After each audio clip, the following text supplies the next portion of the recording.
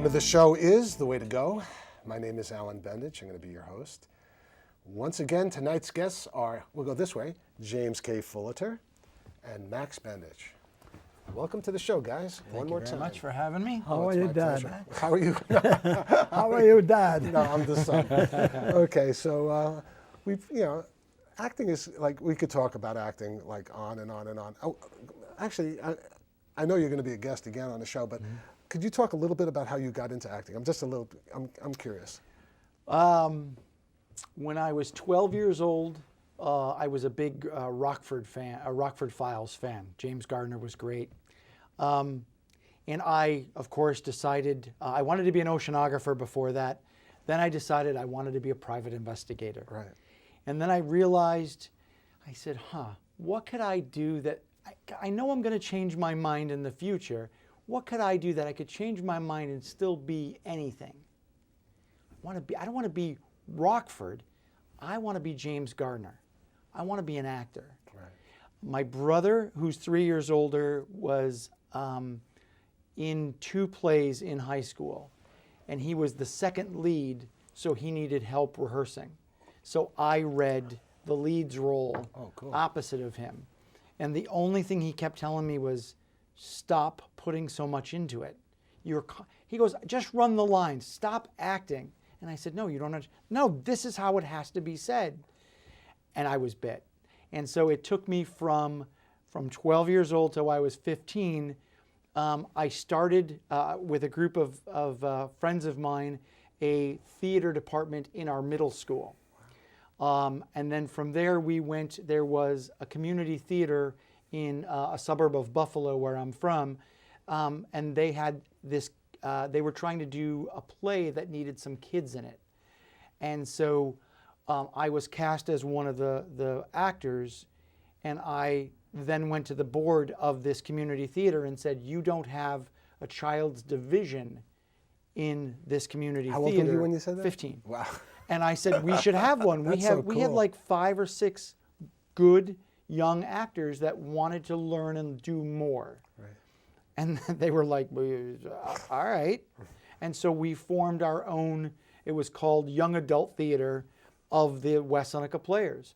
And so it allowed me to be immersed in the theater in terms of learning what are lights, what is the sound, what is the direction, what is, how do you do stage left, how do you do stage right, all of those things really quickly, because, I did a play right off the bat. And then I was, props, and then I was, a stage manager pretty quick.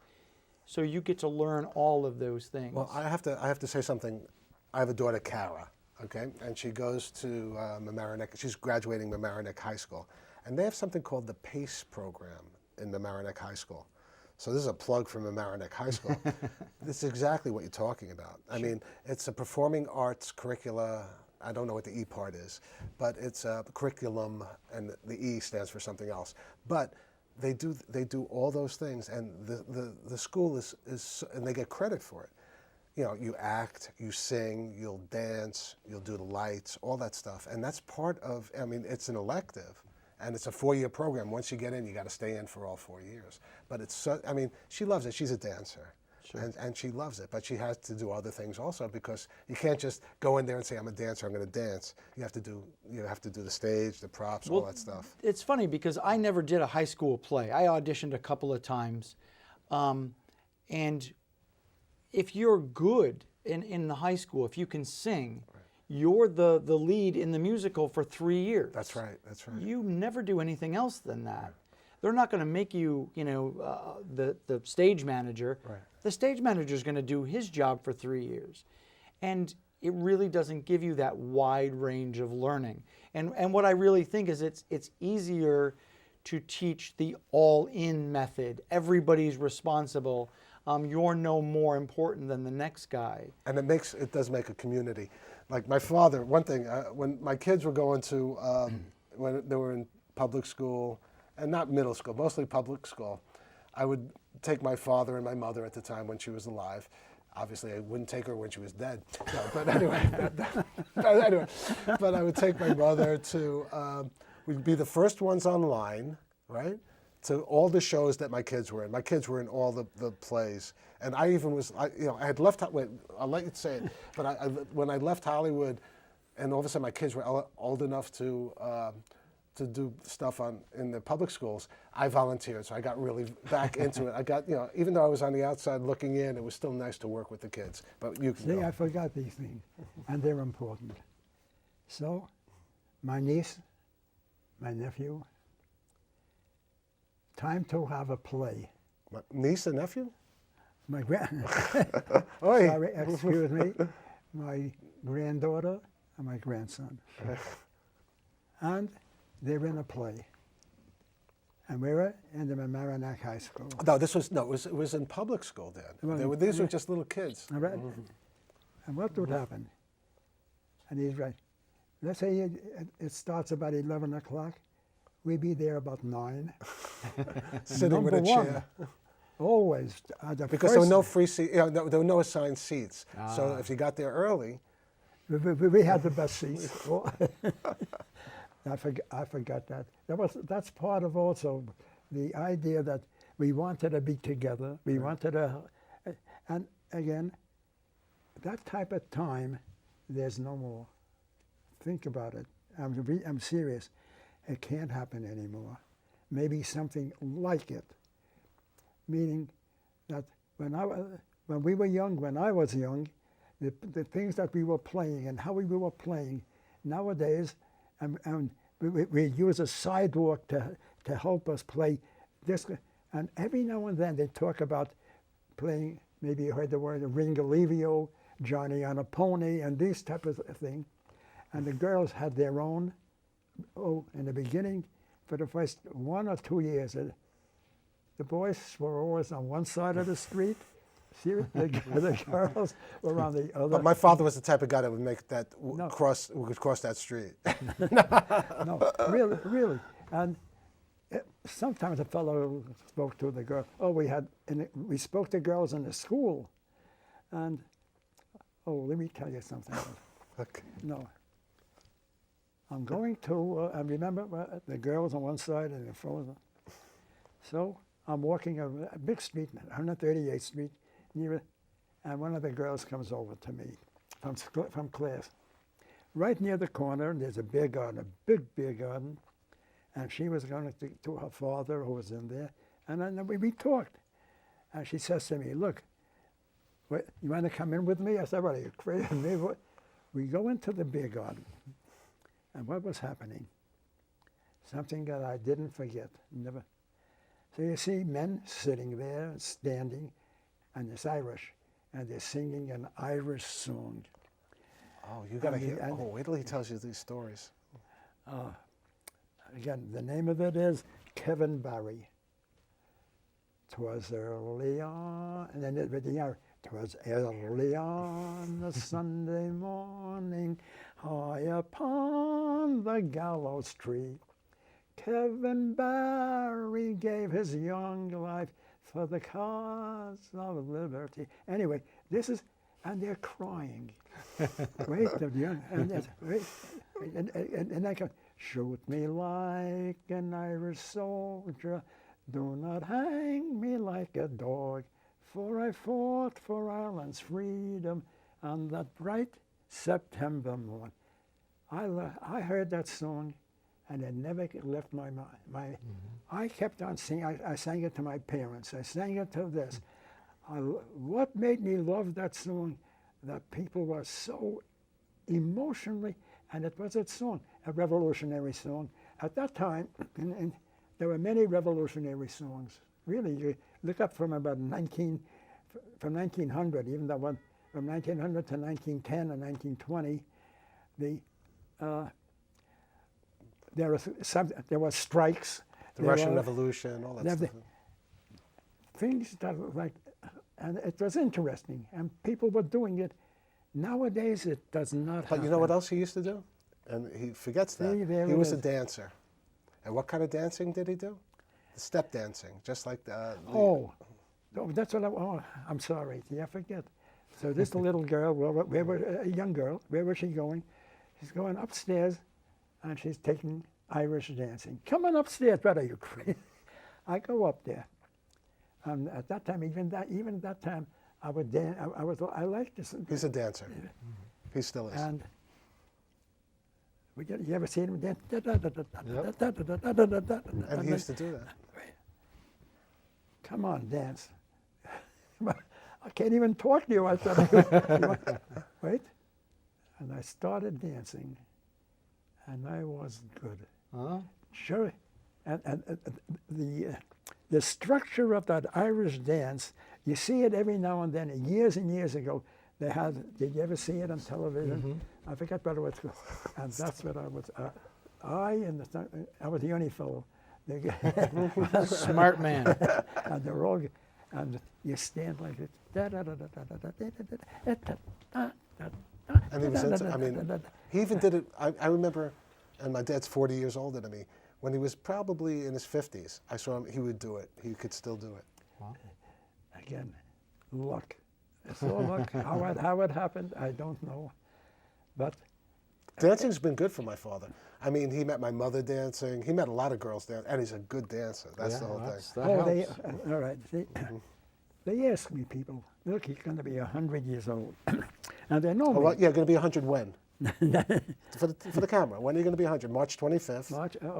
March 25th. 2015. Oh. How do you write down March 25th, 1915? How do you write it down? It's 3/25/15. 3/25/15. How do you write when you're born? March 25th, 1915. Oh, is it? 3/25/15. Those same numbers for that you were born, 2015 as it is. You leave out the 19 and you leave Yeah, out that's good. It's amazing, right? The same numbers, and again, so. You were talking about dancing, though, when I interrupted you. Basically, you were saying how it's worked for you. Mm-hmm. It's worked for you. It's worked for you. You know, dancing. You met Oh. women. Now what happened? And what am I doing all the time? I'm working, and I'm getting some good money. What happened? I worked at something called Jerris for the hair, and I got there. I think I started to work for $5 a week or whatever it was. And when was this? Like in the 20s? Huh? In the 20s? Or in the 30s? At 15 to 20.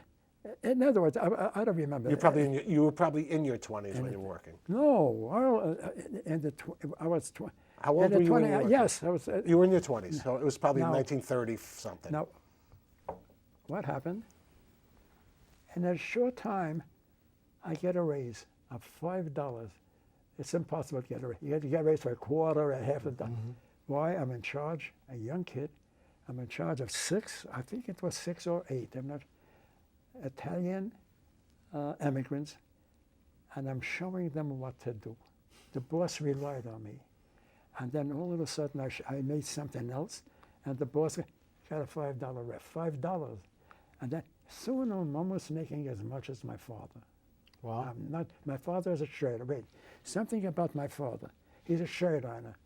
He could work all his life and he can never make a penny more than he's making at the top of it. Why? You're a shirt ironer, a 10-pound iron or something. Eventually you can't do it. Right. That's all right. But with my money coming in, we lived a lot better than most of the people living in that apartment. He gave every dime to the family. And so, and I like, no question, I did it. It had to be done. Sure. Now, again, luck. I always say this. So I'm born 1915, and after a while, my mother would say to my father, Lou, look what a guy we have, wonderful, let's try again. I'm joking with her. Maybe we'll get 2 for the price of 1. What happened? 9 months later, she got 2. Ah, nice. Now, one of my brothers became, remember, from a shirt on, from nothing. Really, poorest. One of the greatest in the world, not in cancer research. But that wasn't the only thing he was the greatest. Right. He was one of the founding members of the Sloan Kettering Institute. Wow. Also Yes. St. Jude, he was one of the founding members of St. Jude's With Sloan Kettering Hospital. Institute, he and the other people got together and came into Sloan Kettering. Yeah, he was original member. They made Sloan Kettering. Wow. And he died. When he died, he had a very big office. And He had 2 floors of labs and a lab. I mean, he was an amazing guy, but no one's perfect. I mean, he had his own little quirks, but this guy was world renowned. I mean, he was, from what I understand, from he had a twin brother who was a mechanic. Okay, so this guy, he told me the twin brother said that, or mentioned that, like, Watson and Crick were his colleagues. He had been working on DNA before it was called DNA. Wow. When it was anyway, it was interesting. No, because I'm almost 100. People ask me, if you had to live over again, they knew that I was only a high school grad, and I could have gone to college. I could have gone to City College. I had the marks and everything, but to me the money was more important. He worked for the family. So, and we were glad that we had a brother who could do this. And no jealousy. no, only support. No, please, that we helped them. They helped us. Eventually he helped. He helped the world. Right? He helped out the family.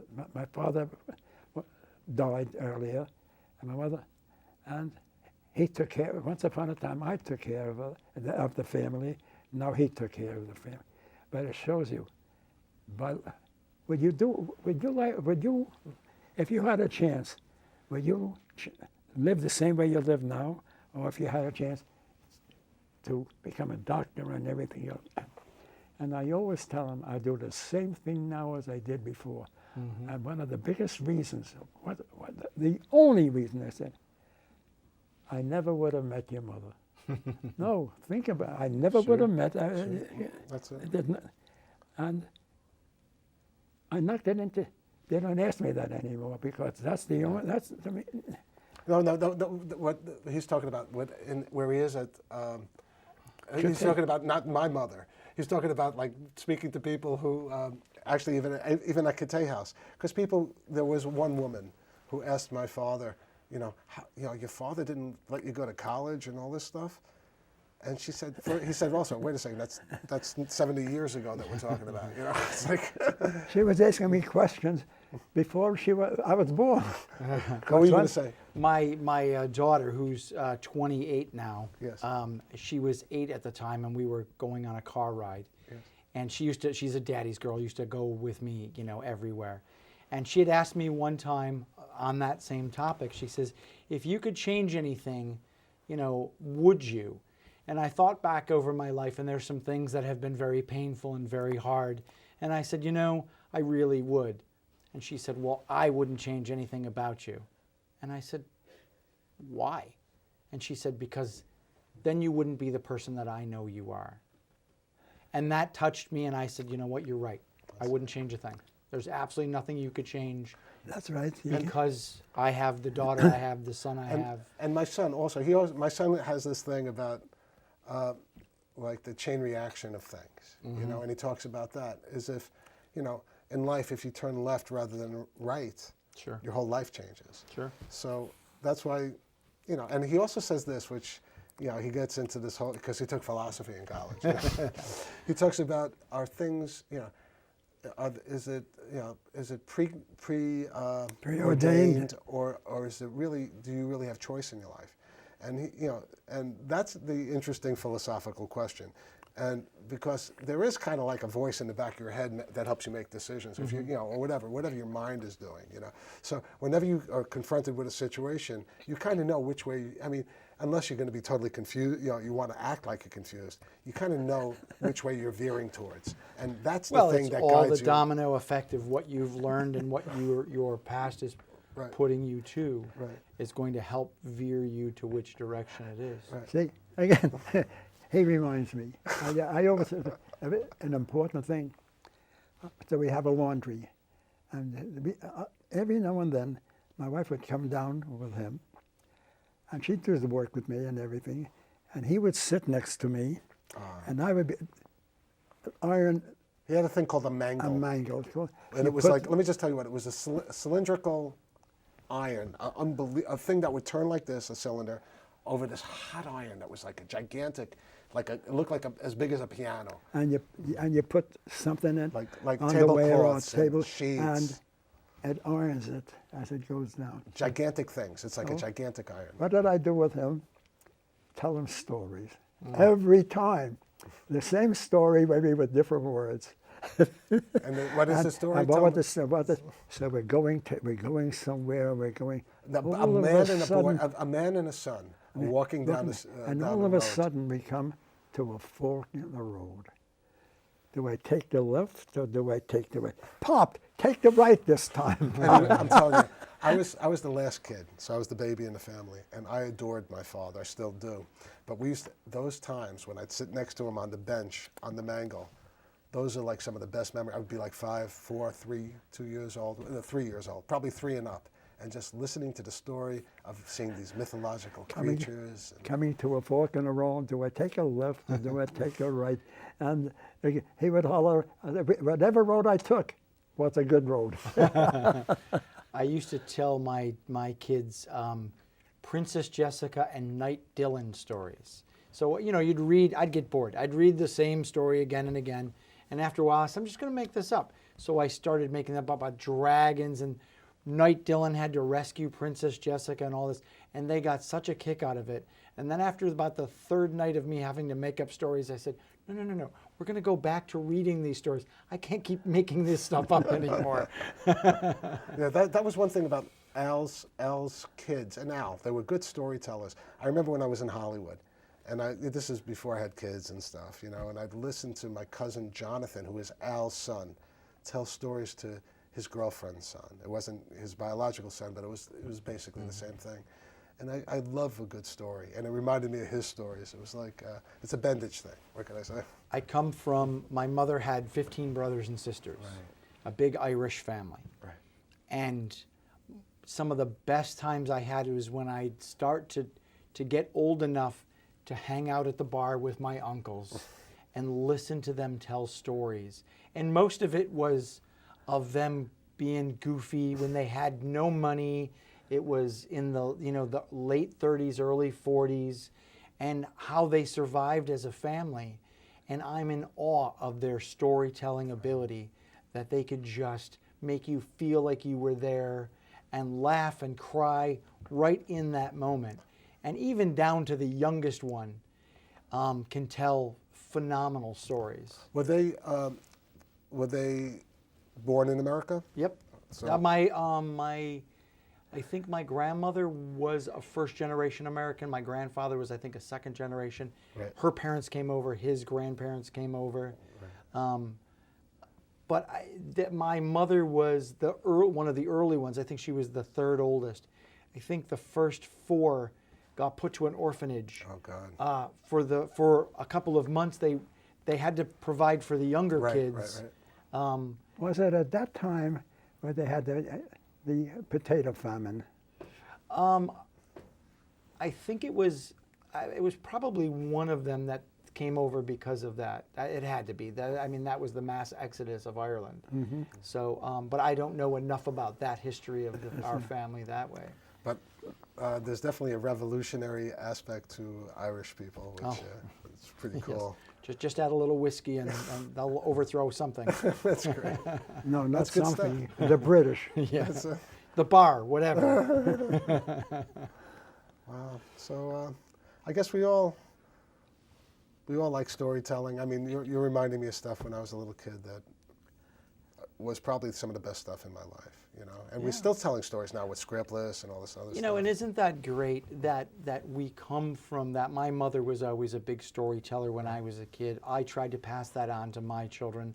My daughter has 2 sons, and I know she's really great with reading with them. And it's wonderful to see that gets passed on, the love and the care that you get from That's that. it. That is love. That's exactly what it is. It's all love. That matters so much that's continued on, that you take time with your kids and you care. Do you ever tell stories to your grandchildren?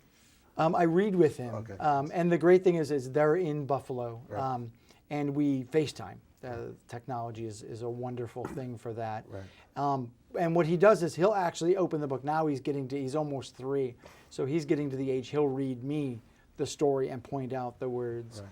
But I can see that he can see me paying attention. He'll run off, play, come back and look to make sure I'm watching. Right.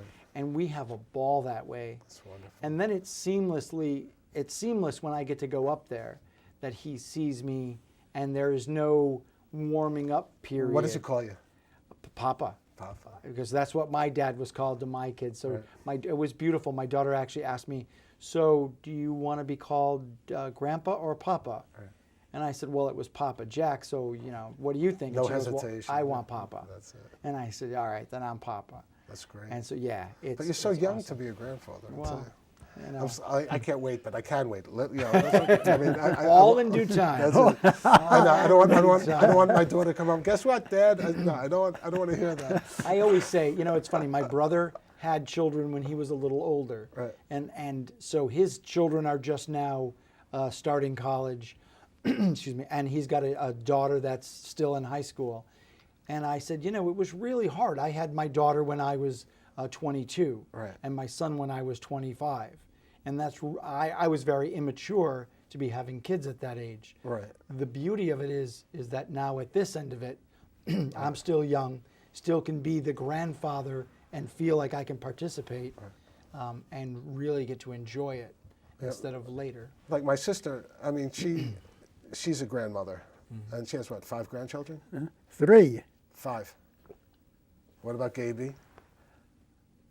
Your sister. I know. I thought of no. Miriam's family. No, but my sister has 5 grandchildren, right?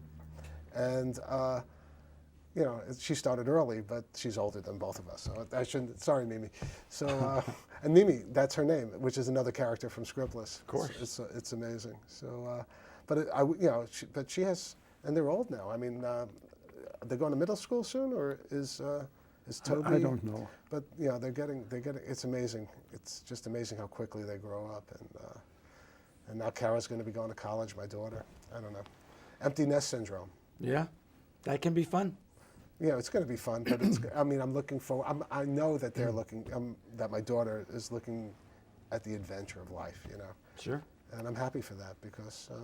And the best thing, time, I think, the best thing you can do for your children in that is like your father has done for you, is to show that their life continues and the adventure continues. Well, no one does that better than him. It doesn't stop at a certain age, and for himself, obviously, it keeps him going, but it also gives you something to strive for. I can only be the best me I can be to show my kids that that's what they do. I can't pick their happiness for them. I can just show them how I work to find happiness, to find success, to find the things that motivate me. And you're also an artist, and that's the thing I enjoy. Is like, and I've been spending a lot of time with you with Scriptless, but unfortunately, you can't spend a lot of time all the time, because you get to that point in life where there's only one thing left to say, and that's a wrap. Good night, folks.